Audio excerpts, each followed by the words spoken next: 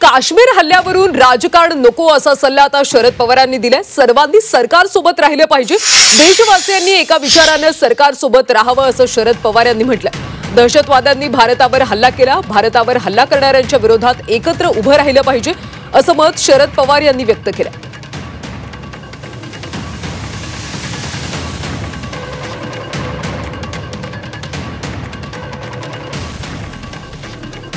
सुद्धा तिथं त्यांनी काय ॲक्शन घेतलं। पुलवामाची ॲक्शन झाली होती, तुला आठवत असेल। याच्या आधी 3-4 ठिकाणी अतिरेक्यांनी हल्ले केलेले होते। तेव्हा धर्माची चर्चा झाली नाही।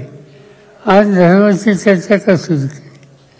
माझं म्हणणं असं आहे की घडलं ते वाईट आहे, ते आव्हान आहे देशाला, त्याला सक्तीनं तोंड द्यावंच लागेल। पण त्यानिमित्तानं एक धार्मिक अंतर वाढेल असं काम कुणी करू नये।